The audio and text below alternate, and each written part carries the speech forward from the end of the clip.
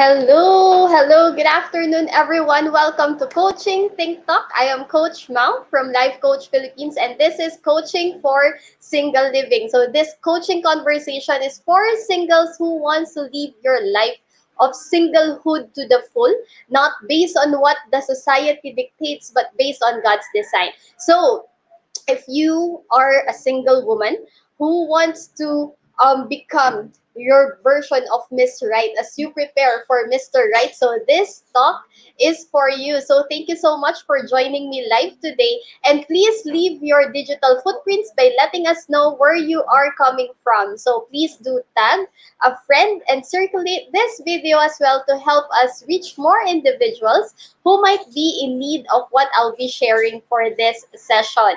Also, if you are watching or if you will be watching this on replay, so please use hashtag replay. And right now, so if you're joining me live, so you may also give some shout outs to people that you want to greet and reach out with some inspiring message. Okay, so shout out nyo na kung sino yung mga friends nyo na gusto nyo mag-join for this afternoon. And um, I am streaming via FB page of Life Coach Philippines and YouTube channel Coach AI Connect. So if you are new to our platform, please like, follow, and subscribe to our page so you will be notified for the future um, for other live streams that we will have.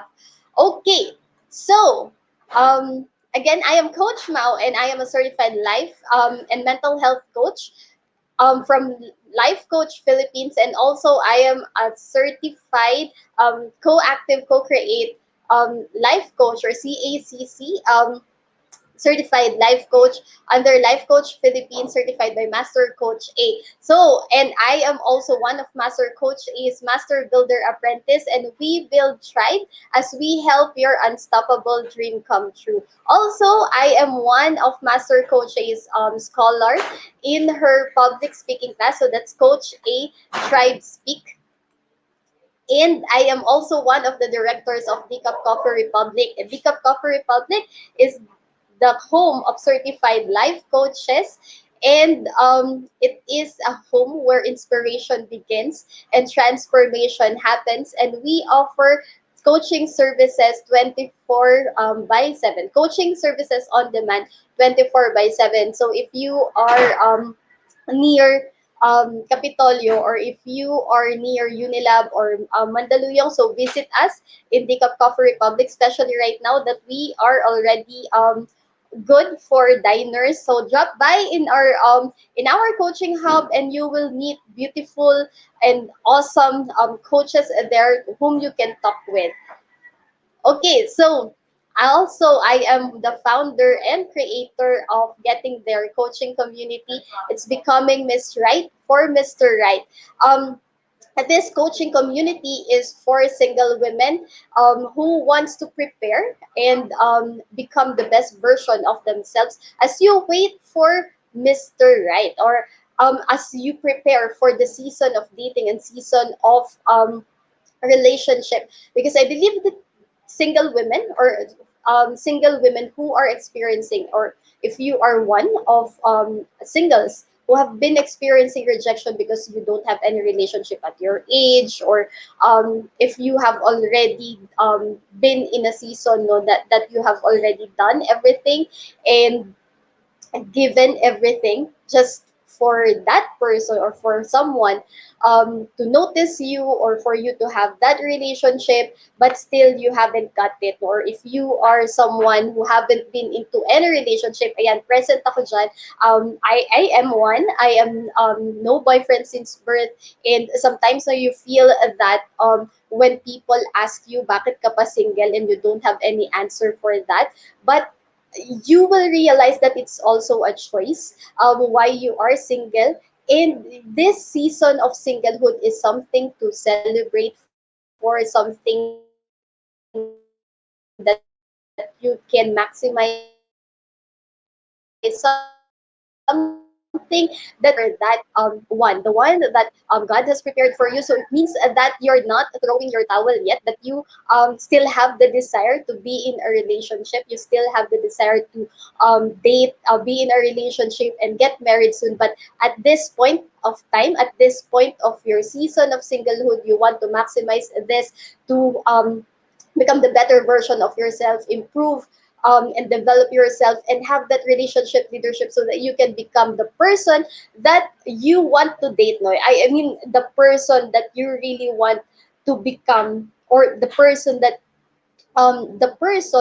you really want to become, for the person and for the quality of relationship that you want to have. So if you are one of the people that I have mentioned, or if you know anyone who you think can be like whom can be help of this community, so join me in my community, and let's prepare for the season of dating and relationship, and season of marriage while we are still single. So join me in my tribe. And okay, so today I'll be sharing with you the languages of love. So you might be, or you um might be familiar with five love languages. It is a book of Gary Chapman.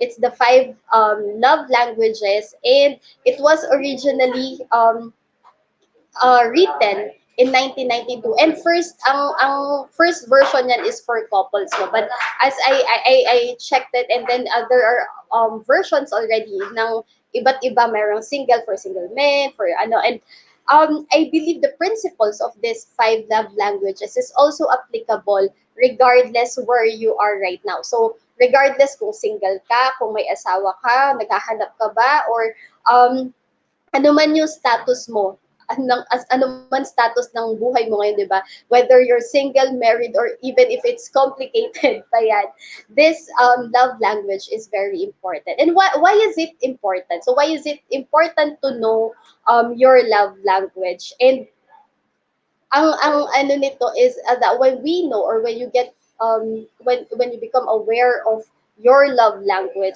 then you become intentional as well in how you build your relationship with other people, and even how you relate and respond to yourself, diba?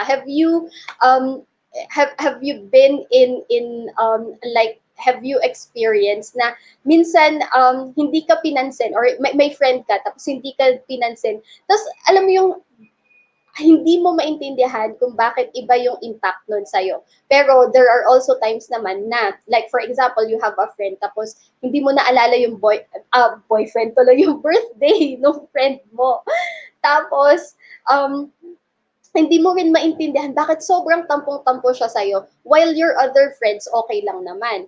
O kaya, you have friends na gustong-gusto nakaka-receive ng gifts, or um, there are people na gustong-gustong nag-hug, yung sobrang clingy, tapos ikaw ayaw mo nang nag-hug, 'di ba? Ayaw mo nang sobrang clingy. So because each and every one of us has different love language, and knowing our own love language and knowing the love language of the people that we love, like for example, family natin, friends that we are with, and it helps us to develop and be intentional on how we can express our love for them, and build intentional relationship as well. So before we continue, let's say hi to the people and who are joining me today. And hello, Coach Marife, our super mom. Hello, Master Coach Jasmine, and hello, Coach Candy. Ayan. So okay, so how aware are you, or how aware and how knowledgeable are you in terms of your love language? Ano ba yung love language mo? Pag ikaw tinanong kita, like, ano ba yung love language mo? How do you feel love? So, I'll be sharing like 8 questions, and parang quiz, di ba? And it fill in the blank sentences, diba? Fill in the blanks. You can fill in the blanks, these sentences, and then let's discuss after this, no? Ano ba yung iba't ibang klase ng love languages, and how can we what can we do to intentionally like build and express the love no that we have. Kasi perhaps like I remember I have a friend before. Hindi, friend ko pa rin siya, but I have a friend, and one of the things na nagiging cause of conflict is that they have she and her partner has different love language. So doon nagkakaroon ng conflict. And this one is a personal experience. So I personally like whenever I am talking to my sister, there are times na pag nafe-feel ko na hindi niya ako pinapakinggan, sinasabi ko talaga sa kanya, sige, wala ka namang time, so hindi na ako magkikwento. So, there are things na gano'n, pero whenever she listens to me, I really feel na so loved, na talagang, alam mo yun, that she spends time to listen to me. So yung mga bagay na gano'n na, and perhaps the other person is not I mean doesn't have any intention naman of making you feel bad, but it's just that they are not aware that they have that they they are not aware of their responses as well. And of course, you cannot change the response, or you cannot do anything about the response of the other person, but you can do something about yourself. And the more that you become aware about yourself, the more that you become aware um, and you encounter yourself, the more that you also get to know how you will respond into things. So, okay, so I'll be sharing with you um, 8, uh, actually 7 pala, no? 7 things that you can answer. No. So, first one, you can share the answers in the comment box, and yeah, let's be interactive, like share your thoughts and share your thoughts, share your answers. So, first is yan, I feel love when. So, I feel love when, ayan, sagutin ko siya, I feel love um, when my loved ones or when my friends spend time with me. Like, when they listen to me, I feel like, alam mo yun, I really feel love when they listen to me.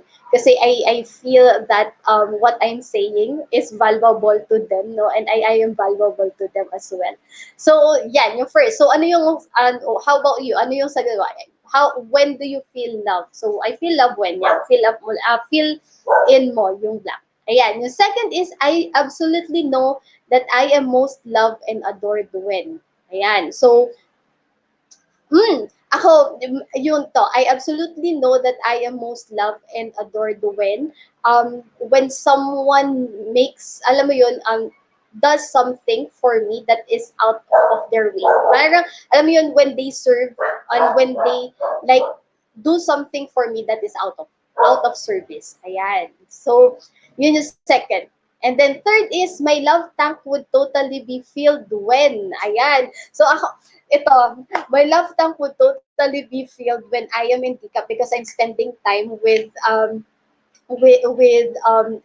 family, ayan, with the coaches in Tikap. And it's really one of the things that makes my love tank full. Ayan, and when I spend time with the family, ayan, at saka mga learning classes, and alam mo yung post learning classes, it's really fun. And sabi ni Coach Candy, I feel love when the people I love appreciates me. Yeah. We appreciate you, Coach Candy. We appreciate everything that you do. As in all the service that you do, and the artistic, the creative things that you're doing. It's so nice. Ayan. And then, fourth is, I feel unloved when. Ayan, yun yung sinabi ko pala kanina. I feel unloved when I feel that the person that I'm talking with doesn't have interest with what I'm saying, or yung hindi nakikinig. Ayan. I feel unloved whenever that happens. And then fifth is, what actions do you do to express love?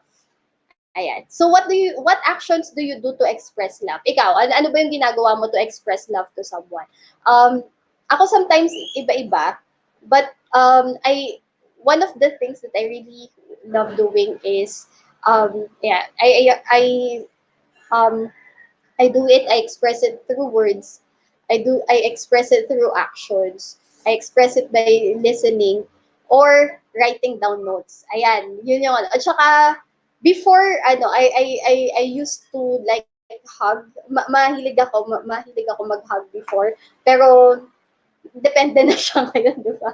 Pero depende sa circumstance, gano'n. So, yun yung mga ways that I think I can I can express my love for someone. Ayan, so, kayo? Ay, ayan, may gusto akong basahin. Sabi ni Ay, ayan. Ang sweet ni Coach Marife, message siya kay Coach Candy. Sabi niya, appreciating you, Coach Candy, for being my go-to guy. Ayan. Yeah, si Coach Candy is very approachable. Like, you can really ask anything, no? and and alam mo yun, like, super random things you can talk about with her. You can talk with her. And then, ayan. So, which of these actions do you usually feel unnoticed or unappreciated? Ano yung mga bagay na pag ginawa mo, feeling mo hindi ka masyadong napapansin. Ako sometimes yung when I do something na I thought I was serving someone, pero dun sa other end pala, it's just a normal thing. Ayun, so feeling ko hindi na value. But then, yun nga, magkaiba kasi ng love language. And then, last is, what's the most important thing you can do or change that will make you feel more love. Yan. This one, it is really for you, diba? It is for yourself. So what is one thing that ay is yung answer ni Coach Marife ay buy the favorite food for my kids. Ay, ang sweet. Ang sweet ng ng ating supermom. Ayan, si Coach Marife. And ayan, so ano yung most important thing that you can do or change that will make you feel more love? Ayan. So, and I just remember that like there are people who says that di wag na lang mag-expect para hindi ka na rin masaktan. Wow, narinig mo na ba yung linyang yan? But it's not that you are not expecting, but it's really more of understanding as well the other side. But because when we understand the science and the reason behind it, then we get to know as well. We also get to understand why are we feeling that way? Why do we feel unappreciated when we feel na unnoticed yung ginagawa natin? But on the other side, they feel na they are doing their best. Like for example, I know someone like the girl um like her love language is service, so she feels so loved when her husband like naghuhugas ng plato, tinutulungan siya maglinis ng bahay, ganyan and all. And then the guy, ang love language naman niya is words.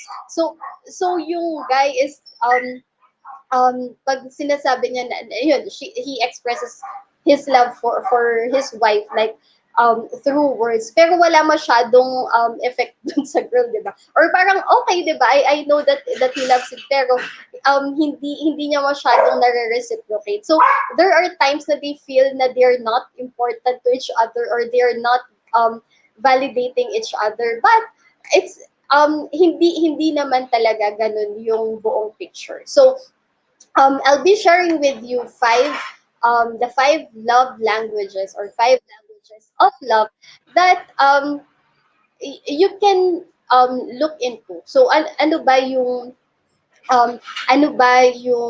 love language mo as well, so that you would know aba parang alam mo din sa sarili mo para paano mo bigyan ng love yung sarili mo, paano mo i-cultivate yung love and i-feel yung love tank mo. So perhaps you might be like feeling na nadidrain ka because you're also not feeling in your love tank. Diba? We love out of the overflow, or we give out of the overflow, and we cannot give or we cannot love others if we do not love ourselves, and we cannot give what we do not have. So it is us first yung kailangan ma-fill in, yung cup muna natin, yung heart muna natin yung kailangan ma-fill in before we can actually give to others, before siya mag-spill over. So knowing our love language would also help us. It will also help us even yun nga, so kahit ano pang status ng buhay mo, 'di ba? Or especially if you are single, na hindi ka lang naman mafi-fill in, or hindi lang naman mafi-fill in yung love tank mo by having a relationship. kahit sino na lang, 'di ba? Or kahit ano na lang gagawin mo just for you to have that relationship that you think that will fill in your or fill up your love tank. But knowing where, or knowing the dynamics, or knowing what are your love language, you can actually do it for yourself. But you can actually alam mo yun, ikaw muna yung magbigay nun para sa sarili mo bago mo siya hanapin sa ibang tao. So, first love language that we have is, yeah, the five love languages that we have is words of affirmation, quality time, giving gifts, acts of service, physical touch. So, if you want to know if you want to know more about this, like if you want to take a sample quiz to know what your love language is, or what are your love languages, so you may connect with me and then I'll help you out. Or you can actually like look at it online and then have a test online. Merong you can have it like pwede mo siyang pwede kang mag-take ng test, and then if you want to process it, like okay, sige, ito yung nakuha kong love language, then what after that, then connect with me. So first that we're going to share is words of affirmation. So, words of affirmation, love language is about expressing affection through spoken words, praise, or appreciation. So, when this is someone's primary love language, they enjoy kind words and encouragement. So, ano to kind words and encouragement. But it doesn't mean, 'di ba? You don't have to go to the point na you just say kind words and encouragement even though it is already not true, just to please that person para lang marinig nila yung gusto nilang marinig. So they also enjoy uplifting quotes, love notes, and cute text messages. Oh, diba? So if you have friends, or if you have family members whose love language is words of affirmation, these are some things that you can do.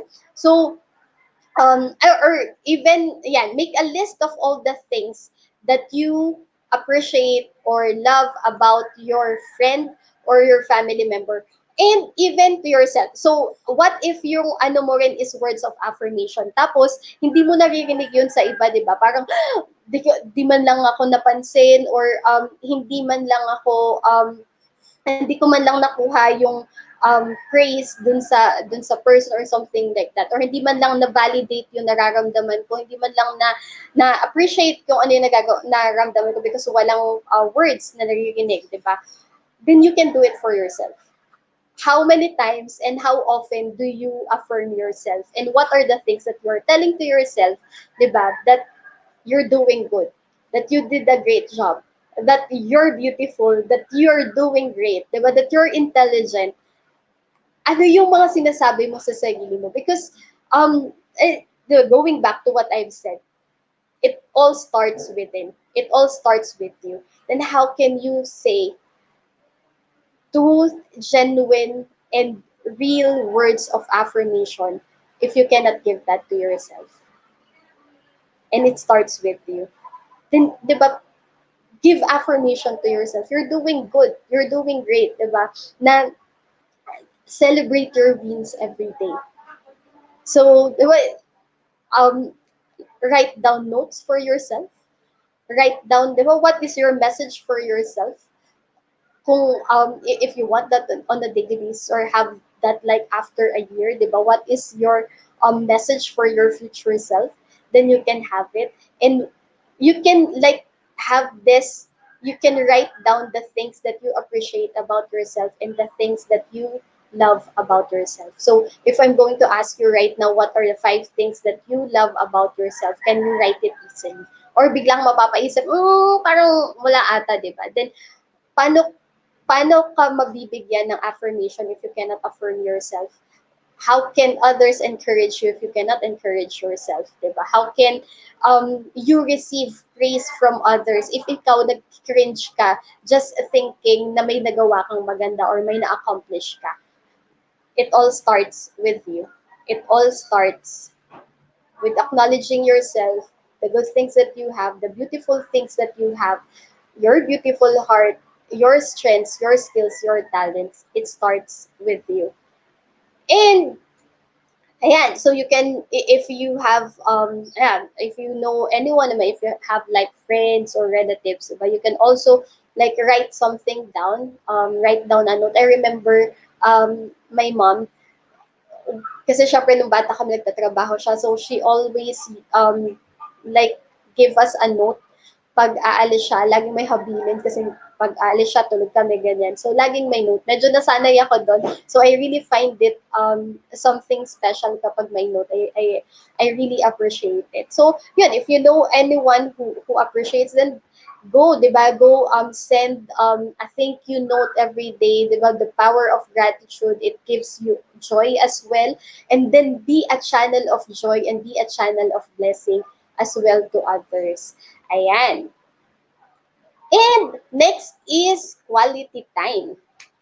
Ayan. So, quality time is love and affection are expressed through the quality through this love language when someone gives someone else their undivided attention. So this means putting down the cell phone and turning off the tablet, making eye contact and actively listening. So people with this love language are looking for quality over quantity. So when you get together, they feel love if you are present and focused on them. So this is the value of being mindful and being in the present.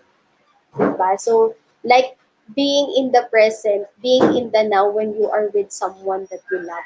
So, I personally, like, sometimes I have that. Alam mo yung, um, kaharap mo, pero pagkausap mo, parang alam mo ang dami-daming iniisip.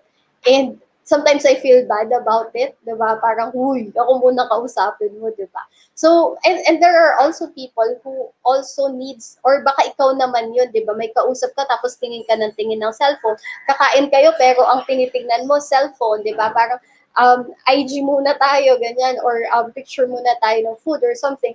And 'di ba um it takes the time, it takes the quality time that you spend with other people. So it is the quality over quantity. So if your friends or if you have family members, so what you can do to build, like, intentionally build, here are some activities that you can do.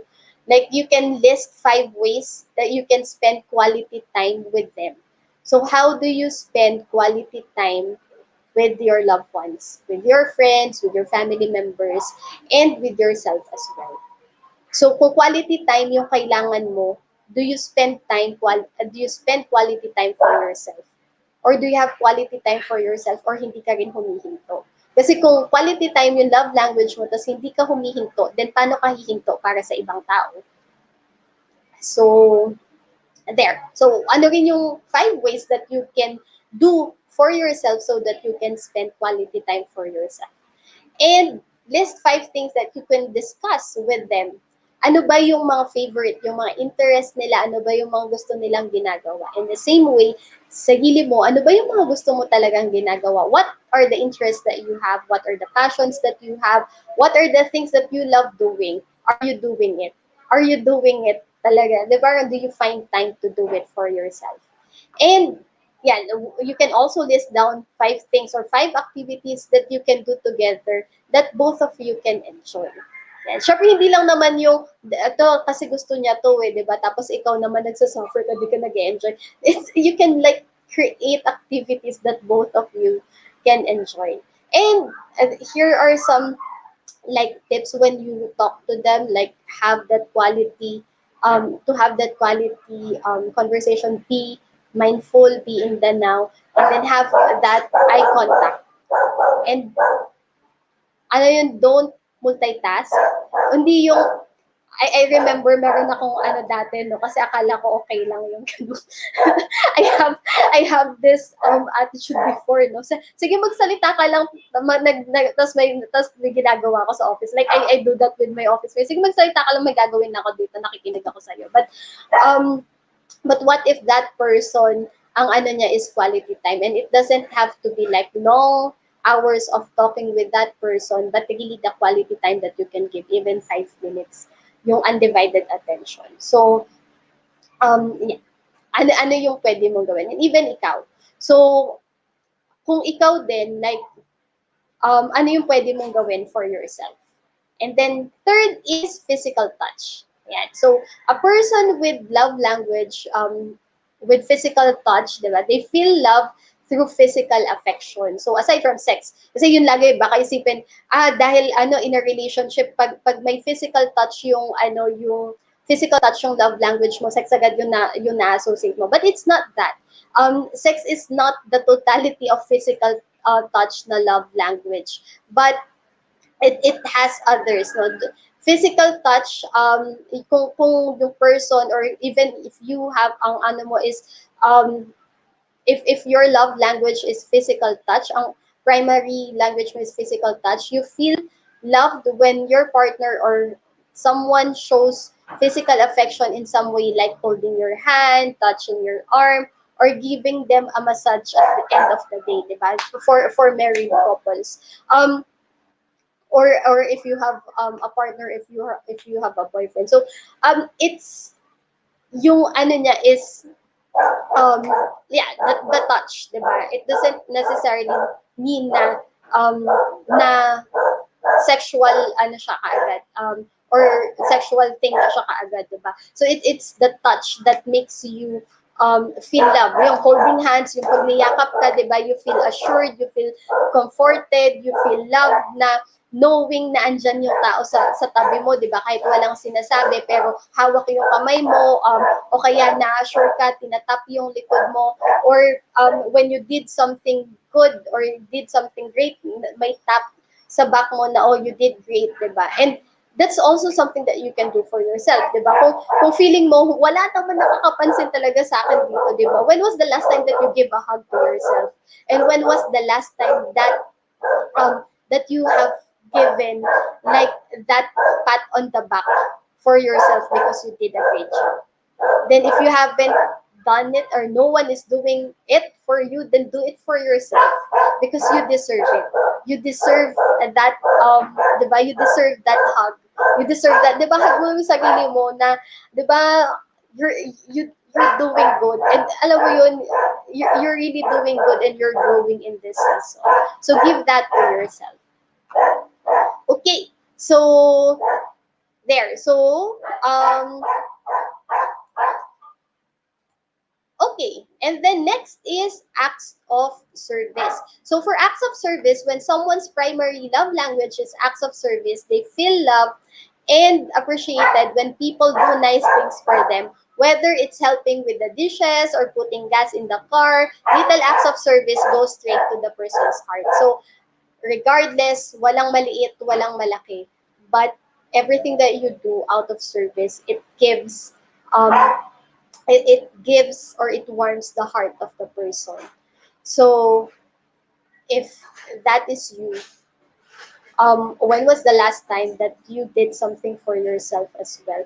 Or na-deplete na lahat ng energy mo because you have already given out everything. Alam mo yun, binigay mo na lahat na yung cup mo na deplete na, yung love tank mo na deplete na kasi feeling mo hindi ka naman, wala naman nagsuserve sa'yo, but you're serving and you're doing things, a lot of things for other people, then perhaps it's time for you to pause and like really serve yourself right now. Ano yung pwede mong gawin sa sarili mo? Ano yung pwede mong gawin para sa sarili mo, diba? That you can also serve yourself. So, ayan. So if you have like friends or what they call that, or if you have friends or someone that you love who has this love language, what you can do, diba? You can like take a list or make a list of things that you can do for that person, for the person that for your loved ones. Paano mo siya matutulungan? In what way like can you serve him or her? In what way can you serve them? Or in what way, like whether it's big or small, diba? Kahit samahan mo lang ano yung kailangan nila ngayon that you can actually give. And you can also like make ano ba yung mga request nila that you can grant? O ano ba yung mga bagay na pwede mong gawin for them right now? So just write it down. Like be intentional and ask them, like what is something really that I can do for you today? Is there anything that I can do for you? Or is there any area in your life right now that where I can serve? Diba? Is there anything right now na pwede kitang iserve? So, saan? Anong area and what can I do for you? Okay? And giving gifts. Ito sa'yo, di ba? Parang, pwede bang gifts tapos pwede, hindi, joke lang. So, ayan, so giving gifts. But, ayan, so for the person whose love language is receiving gifts, gift giving is symbolic of love and affection. So, meron na ba kayo na-meet na someone na mahilig lang talaga silang magbigay ng gifts? Like, they really love giving gifts. Pero, tapos, ikaw naman on your end, since hindi yun yung love language mo, napapaisip ka na, hindi naman kasi regalo yung kailangan ko. Ang kailangan ko oras mo, di ba? Ang kailangan ko attention mo, ang kailangan ko ikaw. Yun. So, narinig mo na ba yung mga dinyahang ganun? Because their love language, so it's the best thing that they know, di ba? It's how they feel, how they express their love to someone, diba? To the people that they love. So they treasure not only the gift itself, but also the time and the effort the gift giver put into it. So what's more, they do not necessarily expect large or expensive gifts, but they appreciate the effort behind it. They appreciate the intention behind it. And ano ba yung heart behind the gift, diba? Because you can actually have like an expensive gift, pero binigay naman yun out of like, wala lang, diba? But these people who have this love language or of receiving gifts or giving gifts, um, yung love behind it, yung action behind it, that's very important. So if you are this person, so um, ano yung, ikaw, may binigay ka na ba sa sarili mo? What are the things that you're giving for yourself for you to experience it? Or if you are this person, tapos feeling mo, na-reject ka kasi hindi tinanggap yung gift mo, na-explain mo ba? Or nabigay mo ba yung, na-explain mo ba? Or baka nung naramdaman mo na, hala, grabe, hindi naman, na-reject naman yung binigay, so hindi na ako magbibigay. But dun sa bagay na kasi na-hurt ka, maybe this is one of your love language. So if here are some ideas that you can do. So you can list 10 ideas for giving gifts that do not cost any money. So it doesn't have to be extravagant, it doesn't have to be costly. You can do something like give a gift to someone without any cost, but it costs your time and your heart and your love, diba, for someone. So, and you can also list things that you know that that person values, 'di ba? Like kung kailangan niya ng ballpen ngayon, tapos meron kang ballpen at binigay mo 'yon, it's something that will warm that person's heart. And express your appreciation when you are given a gift. Well, when you are given a gift, then express your appreciation, especially if you know that that person's love language is um, gift giving or giving gifts, diba? Yeah, so like you can think of a lot of things that you can do just to make the person feel special. So ano ba yung importance nito, no? Like knowing all this love language, it makes us more intentional, really mindful and intentional in our actions and responses. Sometimes we are not mindful of how we respond to others, or sometimes hindi natin alam bakit tayo na-hurt kapag hindi tayo napapansin or hindi na lang natin gagawin kasi na-reject tayo on that area. But the more that we're not doing it, the more din tayo na, alam mo yun, the more na sinusuppress mo rin yung sarili mo. Kasi feeling mo, alam mo yun, the more that you're holding it back, the more na hindi siya nag-flow. Kasi nga, pang-feel siya rin ng love tank mo. Like for example, you love giving gifts. Yun yung example natin, di ba? You love giving gifts, but it was not appreciated. Then sabi mo, sige, wag na lang, hindi na lang ako magbibigay. But that is your love language, and that's how you feel loved as well. When you receive gifts or when you give gifts, na natutuwa ka din pag nagbibigay ka, pag nag-aayos ka ng gifts for someone, it makes your heart full. Or kapag nag-serve ka, pero feeling mo nire-reject yung service mo, tapos ano, wag na nga lang, hindi ko na lang to gagawin. Then perhaps it's time for you to heal as well. So what are the things that happened to you in the past that holds you back right now to express your love? That you choose not to express your love anymore because of these things. And what can you do right now so that your heart can be filled and you start expressing and sharing your love to other people, because as you give that love for yourself, it overflows and it overflows to other people. And as you share, di ba, as you like move and express it kung ano talaga yung design mo, then it also helps you to grow in the process, and it helps you build like meaningful relationships, intentional and meaningful relationships in your network, diba? Then kung what if nasa abusive ka na relationship, diba? Like binigay yun nga eh, 'di ba yung start natin na binigay ko naman na lahat pero hindi napapansin. Ang tanong kasi, is that the right person for you? Hindi naman kayo pero binigay mo lahat. So siya ba talaga kasi? Nasa tamang relasyon ka ba? At nasa tamang posisyon ka ba? Kasi you might say na, kasi yun yung love language ko, kaya ko siya ginagawa. But then, di ba, is that something that will give you love as well for yourself? Because we cannot give what we do not have.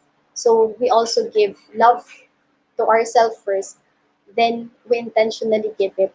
And we intentionally, alam mo, as it overflows, then lahat ng mga tao sa paligid natin, nag-benefit dun sa love na nag-overflow sa atin. Okay? So, there. Yeah, so before we continue, ayan, so let's just read some of the comments that we have. Ayan, hello. Hello sa hello to everyone who joined us today. So ayan, I also saw yan si Coach Nords, si Coach Cherry, si Coach Gracie. Ayan, we love you Master E, we love you. Thank you for I thank you for all the things that you do for the tribe. We love you, and we love you, Coach Clint. Thank you for your service as well, and thank you, Master Coach A, for everything. We love you so much. Ayan. And ayan, sabi ni si Coach Blaze din, 'di ba? Ang haba na pala nung mga Ayan, so ayan, thank you fellow coaches, and thank you to our family. Thank you to my fellow MBAs, um to our fellow coaches who are serving, and alam niyo, your love really is your life, and your service, your heart really alam yun, it shines the space, and it makes our heart, my heart actually, my love thankful, like spending time with you, learning with you, and I really appreciate each and every one of you. So there, all right. So as I end this conversation, I would like to invite you to be part of what we are doing as an organization of professional certified life coaches. So do join us for another coaching conversation tomorrow with Coach Sean for coaching for sane parenting at 10 a.m. Coach Nords for coaching for intentional living at 2 p.m. And Coach Phoebe for coaching for self-literacy at 4 p.m. So yeah, catch the replays as well if you cannot join them live.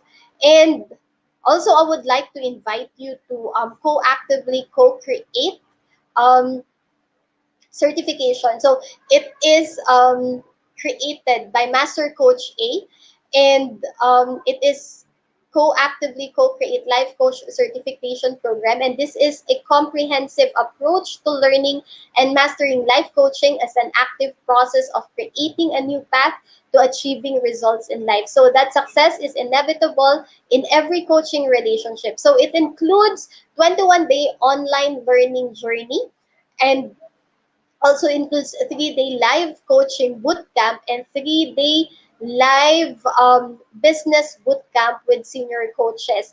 And also, um, the program package also comes with many other bonuses. So connect with Coach Rizal at 0917-586-1661 to discover the opportunities waiting for you in this profession. So we just finished the first batch, and I can like really tell you that it is transformational. You will never be the same after the 21-day journey. And it's not just that after the 21-day journey, there's more. So connect with Coach Rizal. And also, I would like to invite you to join us in our Be Learning journey. Ayan. So, we have launched the Be Learning e-card in Decaf Coffee Republic, and it includes the following. So, first is a free masterclass of Master Coach A on mental models and 9 minutes coaching session with the life coach from Life Coach Philippines, and 5% discount for your purchase of food and beverage in DCAP. So if you want to know more and learn more about mental models and how it affects your responses, and like how understanding it can help you improve your relationships and improve the quality of life that you have right now. So join us, connect with me on how you can avail this Be Learning e-card. And yeah, so let's talk. And if you want to know more about your love language, how you can like create healthy boundaries, knowing that the love language that you have, and how can you be more intentional with your relationships, or how can you break free from the things that holds you back to create intentional relationships, knowing right now, diba, that you become aware of ano ba talaga yung love language that you have. Then let's talk further and connect with me. So stay connected. You may reach me at 0917-903-8155, or email me at coachmaumestica@gmail.com. You can also send me a message in my Facebook account, that's Maureen Mestica, or in my FB page, Coach Mau Mestica, and join me. I would like to invite you again in my community. So that's getting their coaching community, becoming Miss Right for your Mr. Right. Okay, so once again, this is Coach Maureen from Life Coach Philippines for Coaching Think Talk. Coaches like us think and talk like this. This is us in the Philippines. Love bomb boom, love bomb boom, love bomb boom. Thank you.